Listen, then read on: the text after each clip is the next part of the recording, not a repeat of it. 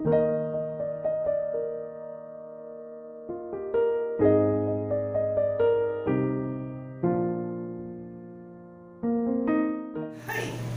Ayan, so ito na tayo. Narito na po tayo sa pagtatapos ng aking pong pag-aaral ng The Way of the Word.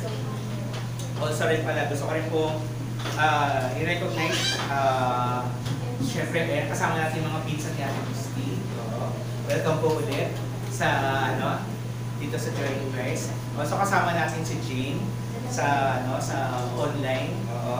So, Jane. So, ayan po. So, hindi ko po actually sinasadya, pero nagkataon na ito yung pagtatapos ng series po natin sa Psalm 119. And then, ito rin po yung aking pong huling sermon for that. So, after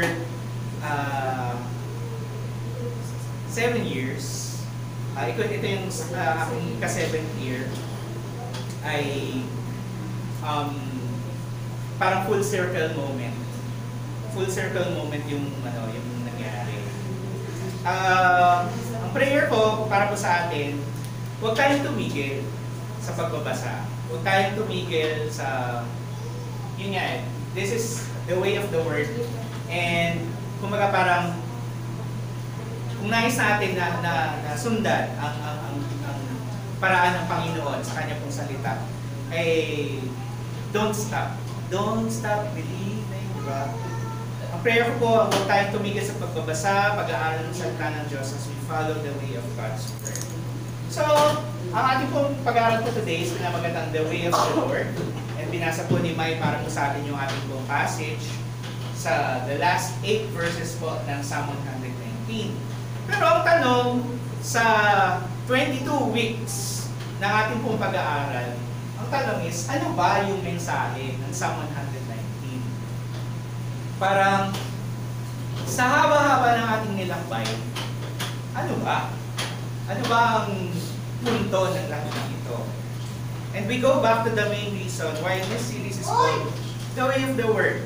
Bakit natin siya tinawag na ang paraan or ang daan ng salita ng Panginoon? And for this episode ay ang daan at paraan ng Panginoon. Diba nung sinimulan po natin ito, share ko po itong eksenang ito. Kasama sila Pastor Leo, sina Teacher Bell, saka sila Teacher Pat. Na ang ating pong paglalakbay in faith is like it's the climb, di ba? Kanta ni uy, bakit kumakain?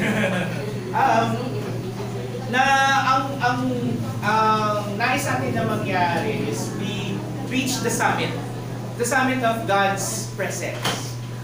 Pero we fail to realize na kasi ang akala natin na parang hindi natin kasama ang Panginoon dito as we go up. Pero actually, sa ating pong paglalakbay, kasama natin ng Panginoon. And then, binigyan tayo ng Panginoon ng mga kasamahan sa ating pong paglalakbay. Hindi tayo tinawag ng Panginoon on the journey to be alone. Kaya po, mahalaga na kayo po ay nandito, part po kayo ng church, na you do not need to struggle alone. You do not need to strive on your own. Kinumpara natin ang pagsunod sa Panginoon to a mountain trek. At ang ating pong mapa, si Papa, di ba? At actually, yung pinakamapa po natin is the Word of God. Diba? Yun yung nagtuturo sa atin kung ano ba yung i-expect natin at the end of the journey. And at the end of the journey, we want to find God Himself. Na nandun siya, ready siya, salubungin tayo. Oh anak, dito ka na, bakasyon na, pwede ka na magpahinga. So as we close this series, diba, pag-aralan natin ang the 22nd stanza, which is brought to you by the letter Tau. In Greek na graph form, the letter Tau, parang iniisip nyo actually na parang katulog niya yung Greek na letter, which is translated now sa modern into the letter T, which is actually correct. Pero, hindi letter T yung last na letter ng ating alphabet. Pero sa Hebrew alphabet ay ito yung last na character, Tau. and it is represented by two crossed sticks. Ayan. It forms a shape of a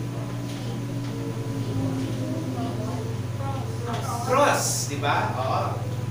In Jewish tradition, the letter tau is considered a symbol of completion. Kasi yung salitang emet, hindi siya eme, emet, which means truth, nagsisimula siya sa letter na aleph, tapos nagtatapos siya with tau. So, para siyang kumpleto, completeness.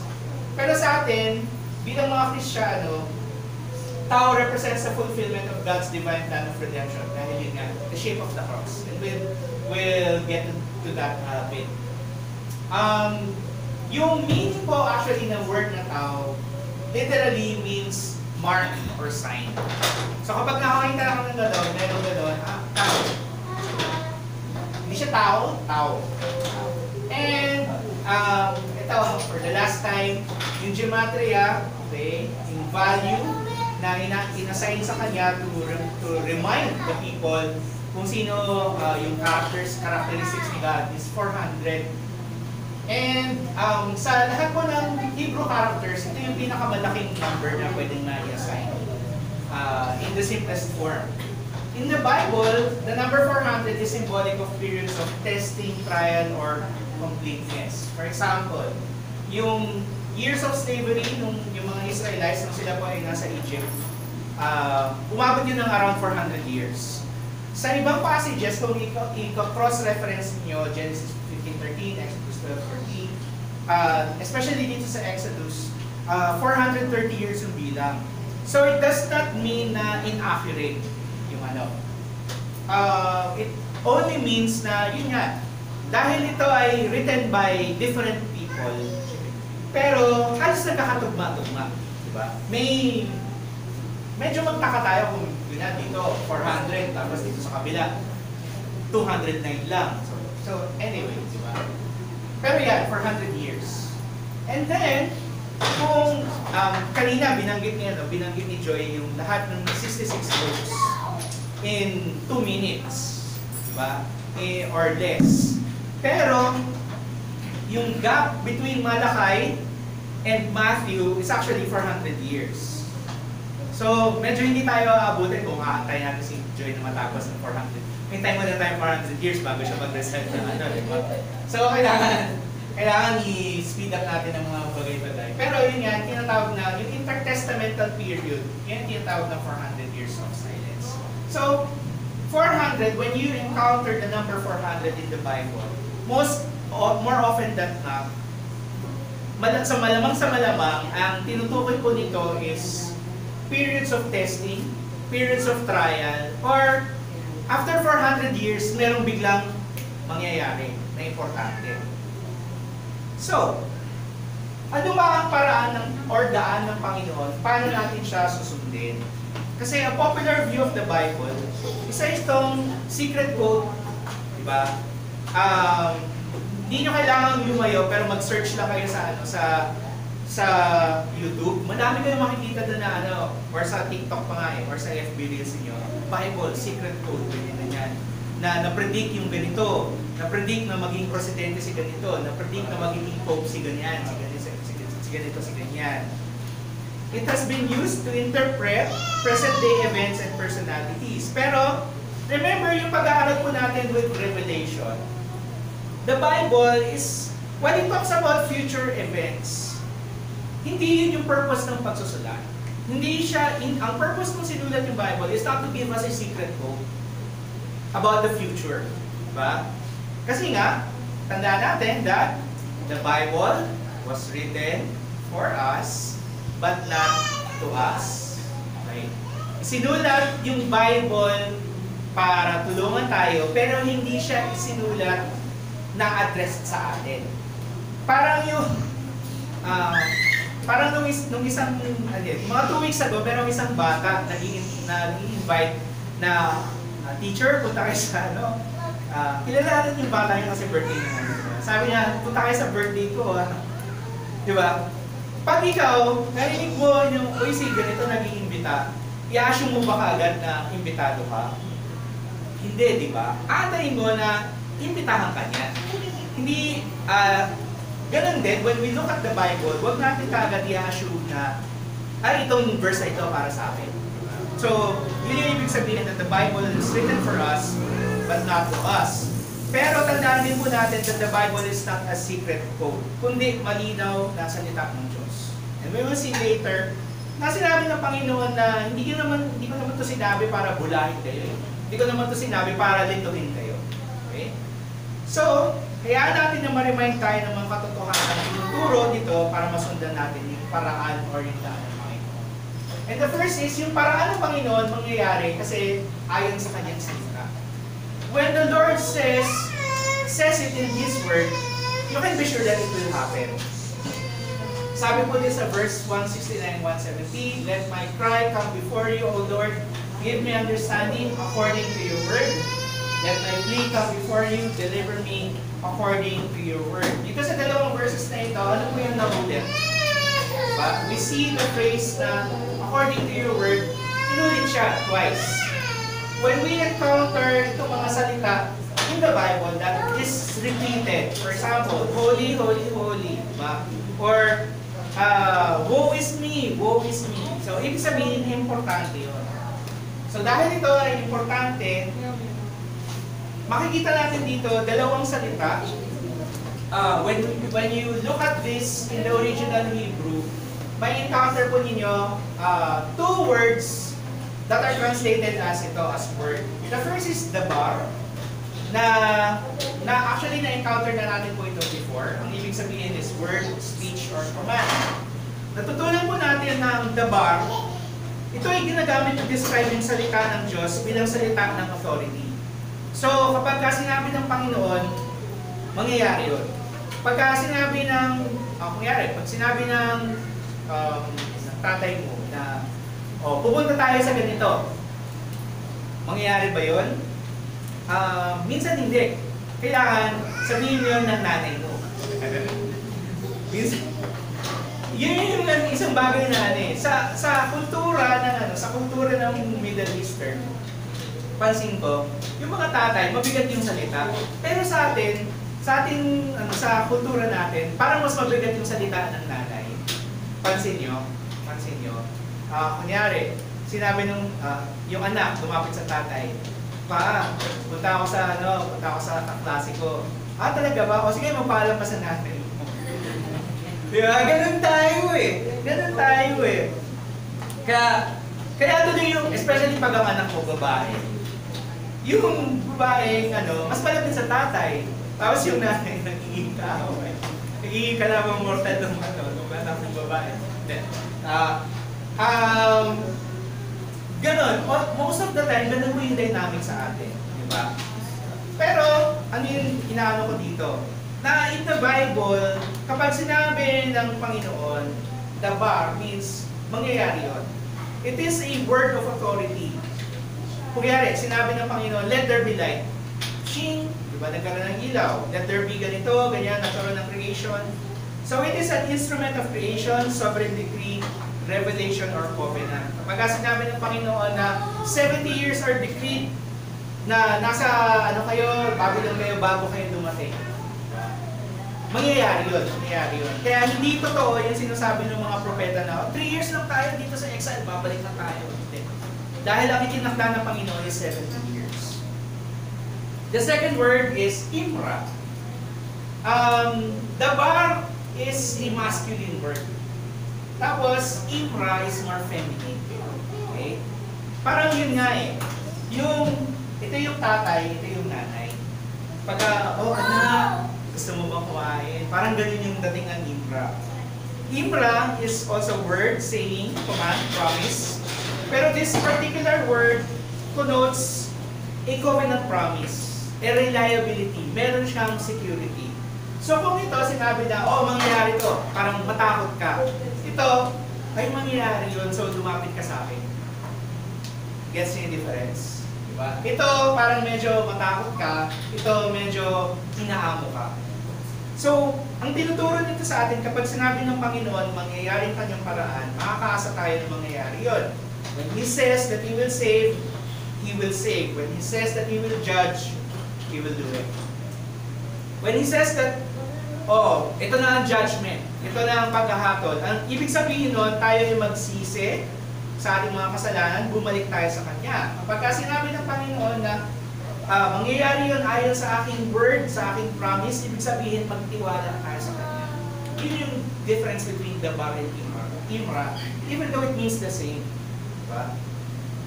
In this sense, ang salita ng Panginoon is both a warning, dahil ito ay tinakda niya, and an assurance kahit tiyak na mangyayari yun. Tiyak na tutuparin. So, ibig sabihin, pwede tayo magtiwala sa Panginoon dahil sinabi niya na tutuparin niya yung kanyang salita.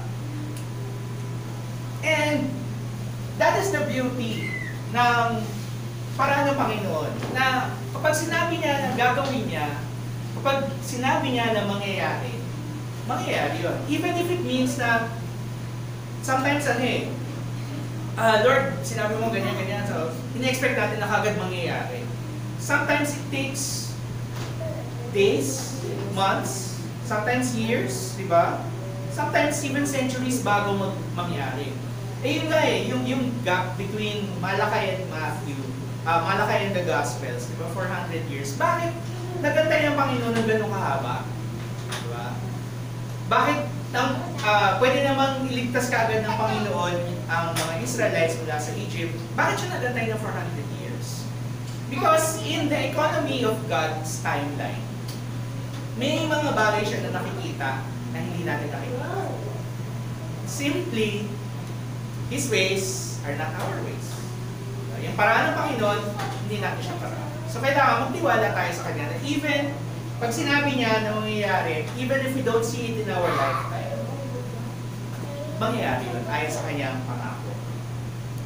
And tayo bilang mga tao, gusto natin kunin yun, yung kapangyarihan na yun na mangyayari ayon sa salita ng Panginoon. And we even have a term for it, ang tawag natin manifesting.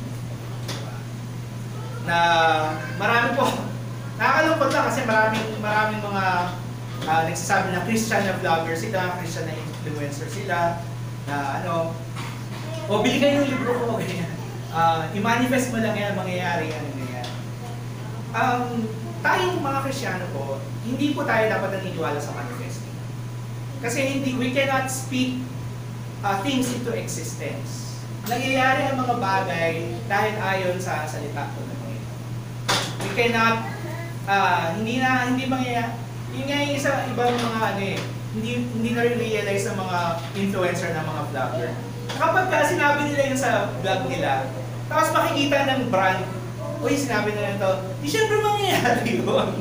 Kasi sinabi mo, tapos sasabihin nyo, I manifested this 3 years ago. Syempre nakita nga ng brand. Kaya kakakaw sa atin, di ba? Pero sa atin, we know that the Lord sees us. We know that the Lord knows our needs. Ang nais niya sa atin is, there is a verse that says na bago pa natin sabihin yung mga panalangin natin, alam na ng Panginoon. So bakit natin kailangan sabihin sa Kanya? It's not actually to inform God, God, ganito yung kailangan ko chak-chak, ganyan, yung ito yung listahan ko. It's not actually to inform God, but it is actually for us, for our benefit. Na sa ating po pananalangin po sa Panginoon, tayo po ay ma-remind kung sino ang Diyos. Na, yun, ma-remind tayo na kapag sinabi ng Panginoon, ayon sa Kanyang salita, ito ay mangyayari. Dabar and Imra. So ano po ibig sabihin po nito for us? When we know that things are going to happen according to God's Word, nararapat po na purihin natin siya. Nararapat na awitan natin siya ng Kanyang salita. Not to remind God, but tayo yung kailangan actually ma-remind. Ma-remind tayo palagi kung sino siya at bakit tayo magtiwala dapat sa Kanya. Sabi dito sa verses 171 to 172, my lips will pour forth praise, for you teach me your statutes. My tongue will sing of your word, for all your commandments are right. Yes, oh. The word for praise in Hebrew is tehillah. Ginagamit ito to declare God's character and nature. Actually, tehillah is also used in times of rebuke. Okay? Paano ginagamit ng Panginoon ang pagpupuri para i-review tayo. Para pag pinapaalala ng Panginoon kung sino siya, kung gaano siya kadakila, tayo yung nakaka-humble. And sabi nga kanina ni Archie, parang kung makita mo kung gaano kabuti ang Panginoon, ma-humble ka eh. Wala kang karapatan magsabi na, ay God, ang galing ko. Diba? Kundi, Lord, ang galing mo talaga. Ba't mo alam yun? Buti na lang alam mo yun, kasi ako hindi ko alam. Diba? Ang pagpupuri sa Diyos, hindi lang itong pagkilala sa kanyang kadakilaan, kundi nire-rebuke din tayo, pinapaalala din sa atin kung sino ang Diyos. Ang mga pagpupuri natin sa Diyos sa gitna ng mga pagsubok na nararanasan natin, hindi ito pampalubag-lubog. Although admittedly, actually mahirap po umawit kapag yung merong tayong pagsubok na dinadala. Aaminin ko po na ang hirap-hirap noon. Nung binubuksan ko kanina po yung ewan ko, usually sa mga phones ngayon, I think sa Google na sa Android phones, may memories na yung tawag ito? Yung album. Oo.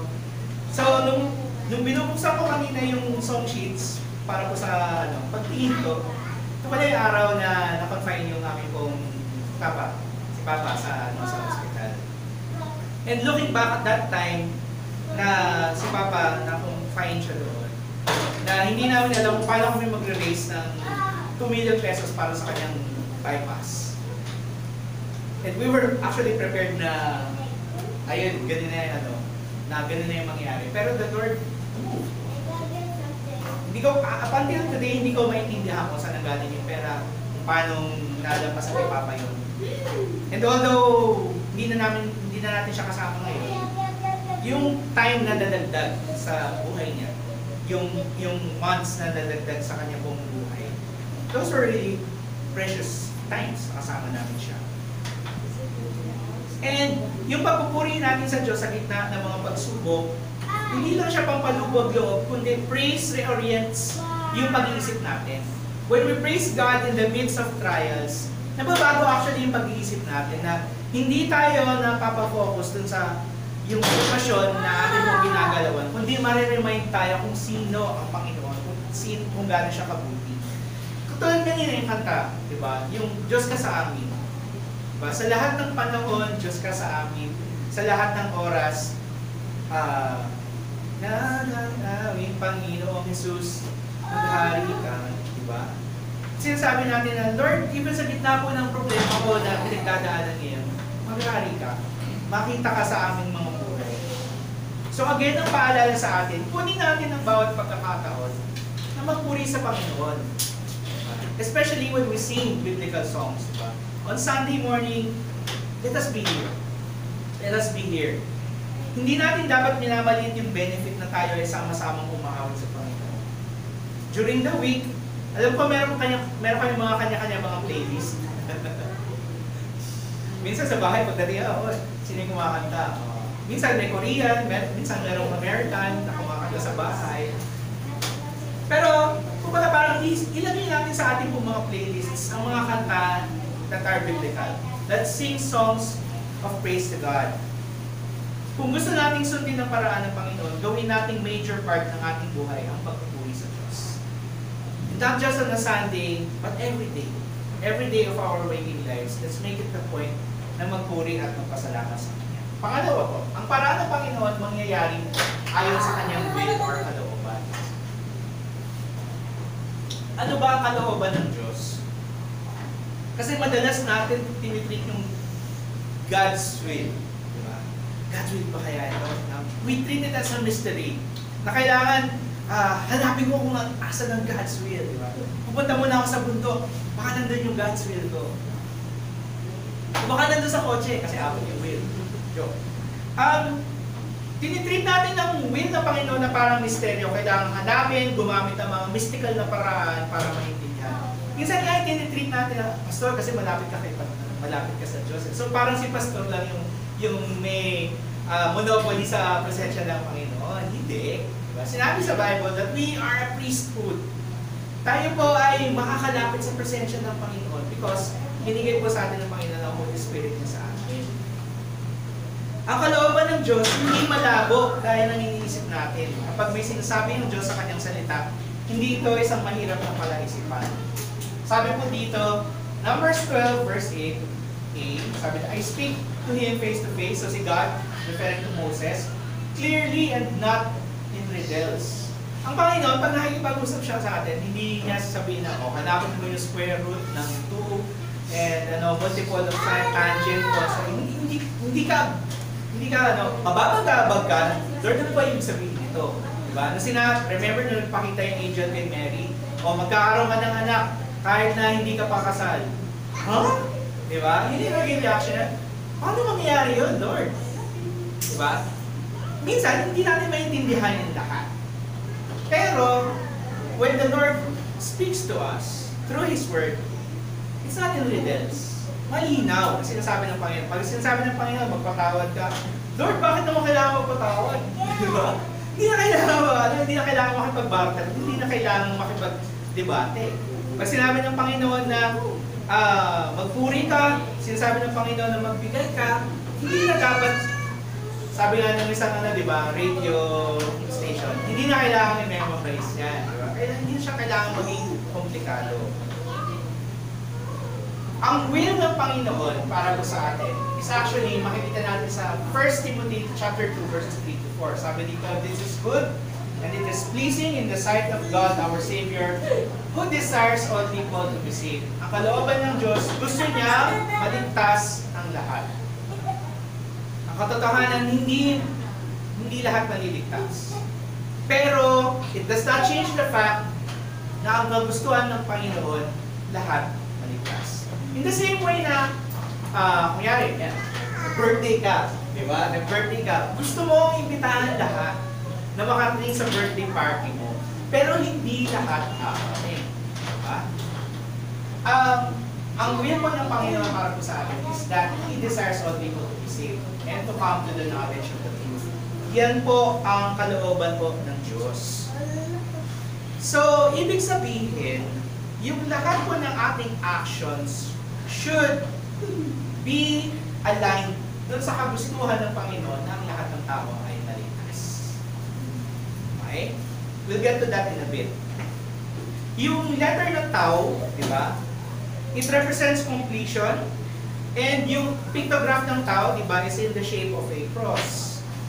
Yung plano ng redemption ng Panginoon, which was set in motion in the garden, nangako ang Panginoon na dudurugin yung ulo ng ahas, di ba? Although kakagatin ng ahas yung paa ng anak ng tao, pero dudurugin yung ulo ng ahas. Yung plano yon, it takes thousands of years until it was fulfilled on that tao, on the cross.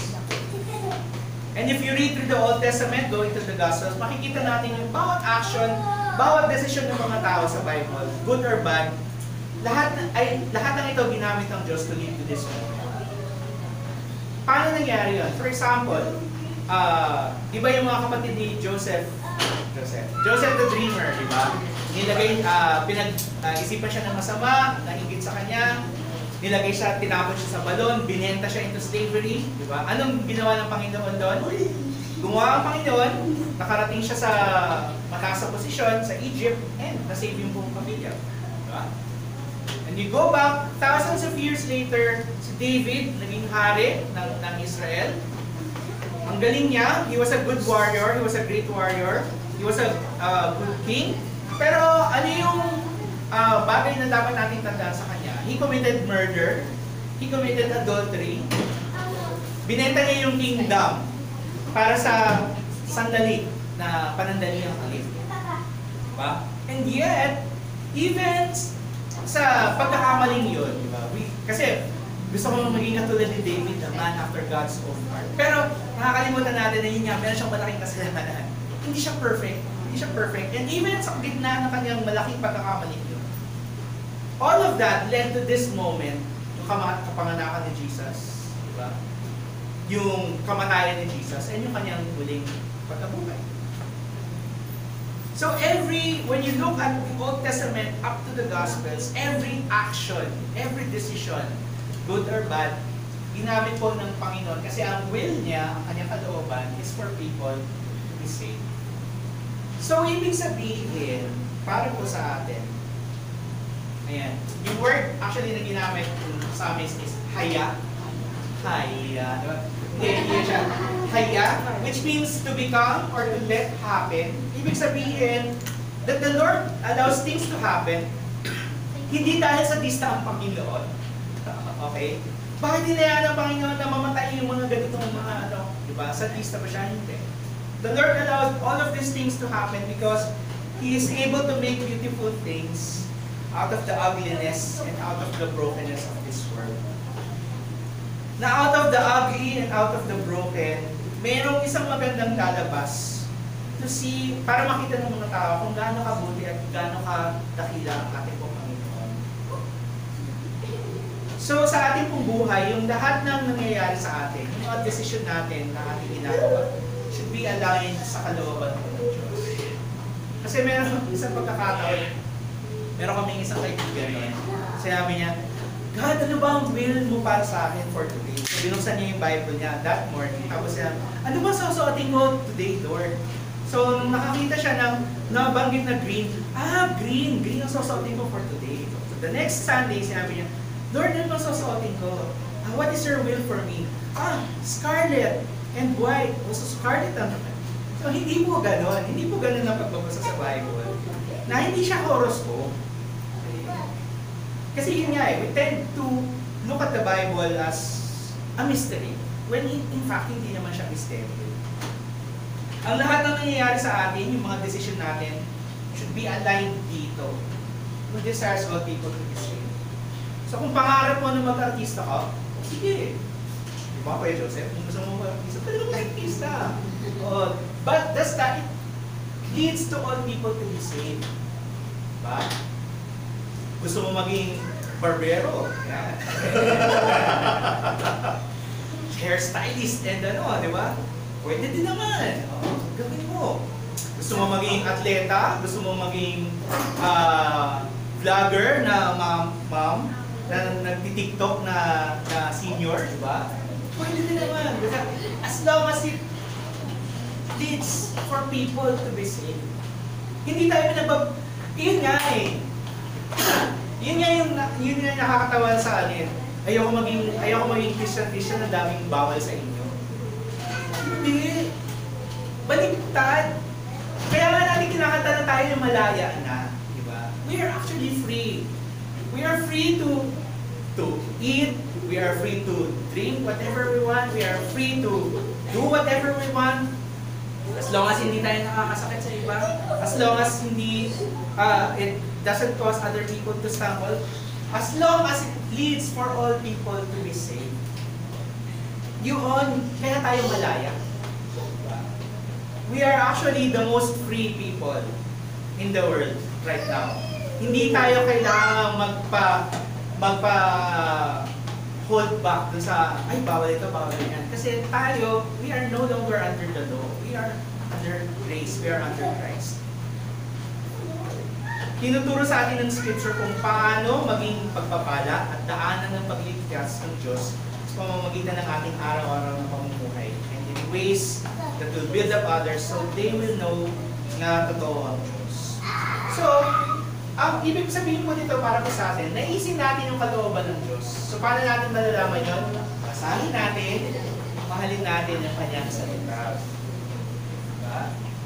Ang word na ginamit ko dito is ta'ab, means to desire, to long for, or to crave. Meron itong similar word which is makikita po natin sa paborito natin ng Psalm 37 verse 4. Sabi dito, delight yourself in the Lord and He will give you the desires of your heart. Problema, nandito tayo nakafocus. He will give you the desires of your heart. Diba? So parang kang nangligaw, pero ang gusto mo lang yung yaman ng nililigawan. Diba? Yan, yung mga nakikita natin sa mga sa mga drama-drama na hiwalayan mo ang aking anak, bibigyan kita ng 10 million. Alam niyo po ba, mabibili ninyo ang pag-ibig ko sa anak niyo? Taasan niyo presyo. Ang tinuturo po nitong verse po na ito is that we delight ourselves in the Lord. Yung to desire, to long for. I long for your salvation, for, O Lord, and your law is my delight. Ang totoong essence ng Psalm 37 verse 4 is that we delight ourselves. Yung kumakain ka ng sarap na halo-halo. Sorry, gugutumin ko kayo. Alam ko malapit na. Kumakain ka ng masarap na halo-halo na. Yung pagkakinain mo yung leche flan, yung natutunaw sa bibig mo. Diba? Tapos, kumahagod sa ano mo. Diba? Sarap-sarap. So, parang, tapos pag kumain ka na isang malamig na scoop na may kasamang ube iced tea, tapos may kasamang, wow! Diba? Parang gusto mo halo-halo mamaya. Diba? Parang ganun! Diba? When we desire the word of the Lord, Lord, ano bang, kailangan ko ng kalakasan for today? Ano bang kailangan kong gawin para manatili sa iyo sa pinagdadaanan ko, di ba? Kailangan turuan natin yung ating mapanlilang na puso na hanapin ng Diyos in the pages of Scripture. May verse can later. Sinabi nun sa Jeremiah 29:30. Sinabi na sinabi na, you will seek me and find me when you seek me with all your heart. Diba? Ang Panginoon, hindi siya nakikipagtaguan sa atin. Kung ang puso natin is, gusto natin, Lord, gusto ko po talaga kayong makilala. Diba? Hindi magtatago ang Panginoon sa atin. Siya ay lalapit at siya ay He will allow Himself to be found. To delight ourselves in the Lord means kilalanin natin siya, alamin yung kalooban niya, and we'll do this by reading and desiring His Word. Soon enough, yung pong marirealize na lang natin, yung dati kong kagustuhan, hindi ko na siya gusto. Diba? And napalitan na ng bagay na kagustuhan ng Panginoon sa atin. For example, case in point, 20 or so years ago, actually, ang pangarap ko po is maging piloto. Pilota. Piloto. Gusto ko po actually na mapasok sa aviation industry. Pinangarap ko din po na maging isang sikat na best-selling author. Nung hindi, ayun din, kasagsagan ng Formula 1 nung time na yun. Pangarap ko maging isang racing driver. Dami kong pangarap mo. So gusto ko ng isang magandang asawa, gusto ko ng 3 anak, gusto ko ng malaking bahay. So hulaan ako na natupad doon. Magandang asawa. Magandang asawa na. Magandang asawa. Yun lang yung natira. Sorry. Pero hindi naman ako nagsisisi. For the record, walang bawian. Hindi ako nagsisisi. Wala na akong choice. Ganun eh.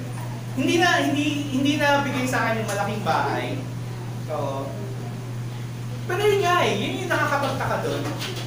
Hindi malaking bahay, pero nagkakasya tayo lahat, di ba? Hindi malaki yung kotse namin, pero kaya ang 10, di ba?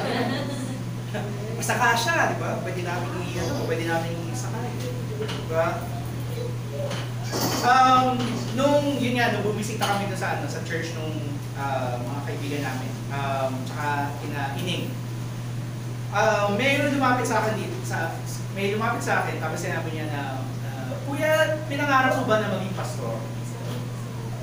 Gusto ko sabihin na hindi! With conviction, di ba?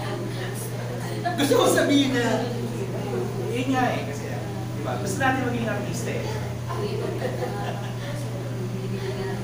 Pero, kahit na hindi sa akin binigay ng Panginoon, natuto ako to accept and obey na ito po yung nais ng Panginoon sa akin. And it's been 7 years na, yun nga, na bilang pastor po dito po sa Joy in Christ. It has been some of the most trying, but it is also some of the most fulfilling. Siguro kung hinayaan ng Panginoon na, yun, matupad ko yung mga pangarap ko, hindi ko kayo makikilala. Hindi ko kayo makikilala, and hindi ko mararanasan yung blessing of sharing the journey with you. Sharing the journey of knowing Christ with you. Ikatlo po na katotohanan. Ang paraan ng Panginoon yung kanya pong pagliligtas. Most of the time kasi we try or we tend to think of salvation as our own. Na, Lord, magpapakabait ako. Pupunta ako ng church, ganyan. Mag-attend ako ng Bible study. Gagawin ko ito, ganito, ganyan. We tend to think of salvation as a checklist. Pero, ang isa sa mga essential truths na lagi natin tatandaan, salvation does not rely on us, but only on the mercy and the goodness of God. Yung key verse po natin, Psalm 119 verse 176. Sinabi doon, I have gone astray like a lost sheep. Seek your servant. Diba? Pinapanalangin ng psalmist na, kasi dahil ang sheep, madali siyang maligaw, hanapin mo ako. Hanapin mo ako. The word that he used is bakash, which means to seek, to search, or to desire. Pinapakita sa atin dito po na ang Diyos, He is actively seeking us even before we are seeking Him. Meron pa actually isang verse dito, hindi ko lang naisama. Sinabi ng Panginoong Jesus sa mga disciples, before they chose me, I chose you. Pinili ko na kayo. Diba? Pinili ko na kayo bago nyo pa ako pinili. Sinabi yan, Jeremiah 29:13, you will seek me and find me when you seek me with all your heart. Ang Panginoon ang lumalapit sa atin. Hindi siya nakikipagtaguan. For thus says the Lord, behold, I myself will search for my sheep and will seek them out. Ezekiel 34 verse 11. Siya mismo yung naghahanap sa atin to the point na siya ay willing ibigay yung buhay niya for us. John chapter 10 verse 11, the good shepherd lays down his life for the sheep. Kasi yung isip natin, good shepherd, ay masarap yung pagkain nila. Pero actually, the good shepherd is talking about Jesus. He is willing to give His life for us. So kung nais natin sundin ang way of the Lord, it means trusting Him for salvation. Because the way of the Lord is His salvation. Dahil siya lamang may gawa at may akda ng gawa sa atin. So, ibig sabihin, kailangan magtiwala tayo sa Diyos sa Kanyang kakayanan na magbigay ng buhay at mamuhay tayo ng may pagsunod sa Kanyang salita. Diba? Two words. First is worship. Second is obedience. Yun po ang hinihingi po sa atin ng Panginoon. Dahil ang Diyos ang may gawa ng ating kaligtasan, huwag natin kalimutan, siya rin po ang may nakda ng ating buhay. Word po na ginamit niya po dito is actually techi. Hindi, teki. Na ang root word is kaya. To live, to be alive, to restore. Ibig sabihin, God is able to restore life. God is able to give life according sa kanyang kagustuhan. You see it, for example, si Noah, diba? Yung kanyang pamilya, it was 8 people who were left alive in the ark, kasama ang katerbang mga animals. And kung tutusin mo, 40 days sila nasa ganito, ganyan sa bagyo, ganyan. Sa atin nga, ilang linggo lang, ilang araw lang napagulan. Ang laking ano na, how much more than 40 days, di ba? So, ang nangyari was, after more than a year, na tumaas ang tubig, bumaba yung tubig, bumaba ang lahat ng bumalik ang buhay sa mundo. It was like coming back to life. Yung experience ni Noah is actually a metaphor para po sa atin. Tayo, tinawag ng Panginoon to be part of the ark. It doesn't matter kung tao ka or hayop. Basta ang importante, nandun ka sa ark. Diba? Jesus is the ark who will carry us through the storm. Through the storm of this life. Diba? At ang end point is that we enjoy the new creation in Him. Yung si Rahab, yung kanyang pamilya, nung niligtas sila sa Jericho, diba? Binanggit na natin kanina si Joseph, the dreamer, and his family. Diba? And remember, diba, 400 years. 400 years. The Lord waited 400 years bago iligtas ang Israel from slavery. It was another 400 years na walang mensahe ang Panginoon. Hindi ibig sabihin dito na you will go through your calendar tapos magbilangin mo ka for 100 years. Kailangan na nagkikilos sa Panginoon. Hindi. Huwag niyo gawin mathematical lang lahat ng bagay. Hindi niyo kailangan bilang ng 100 years.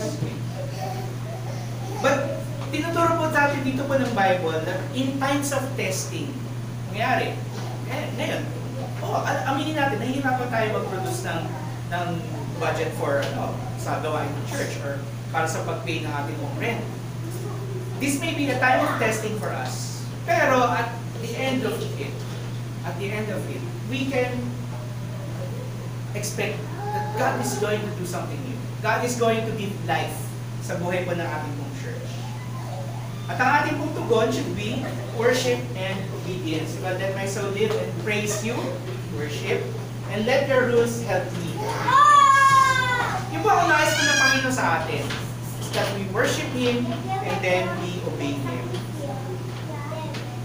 Parang kung kaya pag binigyan ka ng transplant, binigyan ka ng bagong atay. Pagka binigyan ka ng bagong atay, magiging aabusuhin mo yung atay mo. Ikaw, Ayla. Binigyan ka ng bagong... Pag binigyan ka ng bagong atay, binigyan ka ng bagong organ, aabusuhin mo ba ulit? Hindi. Aalagaan mo yun. Aalagaan mo yung health mo. Para hindi masira. It is your second chance. Tayo din, sa Panginoon, this is our second chance. Actually, hindi nga lang second chance ang binibigyan ng Panginoon sa atin. Ang dami na nga second chances ang binibigay niya sa atin. Araw-araw. Every day is a second chance for us. Diba? Binigyan tayo ng Panginoon ng bagong puso na tumitibok para sa Kanya. So, tayo rin, mamuhay tayo in a way that honors God. Dahil binigay niya ang buhay niya para sa atin. So, let me end po with this. Diba? The letter tau signifies completion. And hindi po aksidente. I believe na hindi siya aksidente. The tau is represented as a cross. And that cross represents Jesus Christ. Sinabi po ni Paul, Apostle Paul sa Philippians chapter 1 verse 6, I am sure of this, that He who began a good work in you will bring it to completion at the day of Jesus Christ. Ang pangako po ng Panginoon, yung mabuting ginawa ng pagliligtas ng Diyos sa sinimulan niya sa buhay ng bawat isa po sa atin, kukumpletuhin niya. Kukumpletuhin niya until the day that He calls us home or when the day na bumalik po ang Panginoong Jesus. We are assured of this because we have the mark. Diba? We have the mark of God's presence in our lives, the Holy Spirit. Kaya mamuhay tayo in worship and obedience. I-reflect po natin ba? Ang paraan ng Panginoon mangyayari ayon sa Kanyang salita. So gaano tayo nagtitiwala sa mga pangakong binibigay sa atin sa Biblia? Ang paraan ng Panginoon mangyayari ayon sa Kanyang will, kalooban. So sinisikap ba natin alamin ang kalooban ng Diyos? Or umaasa na lang tayo na, Lord, ito na yung plano ko, di ba? Tataka mo na lang. Approvean mo na lang. Para ng Panginoon, yung kanyang pagliligtas, nagtitiwala ba tayo sa pagliligtas ng Diyos or umaasa tayo sa sarili nating diskarte? So, the way of the Lord is learning to depend on and to trust Him with our faith. Na yung buhay po natin, yung pinagkakatiwala po natin sa Kanya. Kasi walang ibang nais ang Diyos sa atin kundi sumamba tayo at sumunod sa Kanya. And will be worth it. Sa nakaraang 6 na taon, I can truly say, sa kabila po ng sakit, sa kabila po ng saya, ng pagtatagumpay kasama po ninyo, it is really worth it. It's really worth it. Dalangin ko po na even if hindi po ako tatayo po dito sa harap ninyo for the next few weeks, next few months, mabilis lang yun. Mabilis ang lahat ng bagay. Pero, inaasahan ko po or umaasa po ako na huwag po kayong magsawa. Huwag po tayo magsawa sa pagbabasa ng ating ang salita ng Panginoon. Huwag po tayong magsawa sa pakikinig sa pagtuturo po dito ng salita ng Panginoon. As we close our series on Psalm 119, nalalahanan natin palagi ang paraan ng Panginoon para sa kanyang karangalan para po sa atin po mabuti. Tayo din naman yung magbe-benefit. Diba? It is for our good. Madalas hindi ito madali, pero minsan masakit. Pero it will all be worth it. It will all be worth it. Manalangin po.